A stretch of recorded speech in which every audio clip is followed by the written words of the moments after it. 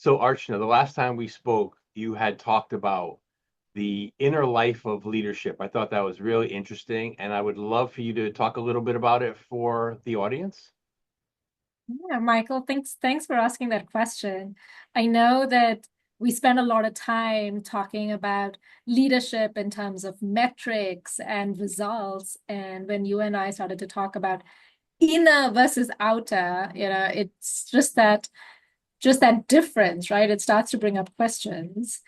So years ago, I was with a CEO, and she was a mid-sized company. She had a corner office in New Jersey, mahogany desk, framed magazine covers. Just, she was able to see the New York City skyline from where she was sitting. So clearly, she'd made it, and she had the resume to match, right? An MBA from one of those fancy universities that you and I are very familiar with. And she had become the youngest VP in her division. Always had the plan, always was there when things were on fire. Like, so basically from the outside, she was a success.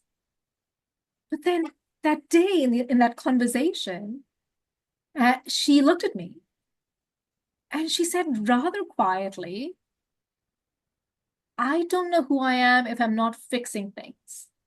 When things get too quiet, when things are not on fire, I just don't know if I'm relevant, if I'm needed anymore. And I Wow. think these quiet moments, yeah, Wow. that's the inner life. Yeah. That's what we mean by it. Mhm. You know, I think no one prepares you for it, right? And when we say in our lives in business school or at work, we're thinking, oh, MBTI, right? We're thinking about the personality test. We're thinking mindfulness. We're thinking, oh, do you have a gratitude journal? And sure, all of these tools are great. It's all about introspection. Um, I want to say that the inner life is more than that. It's like this invisible operating system. Mhm.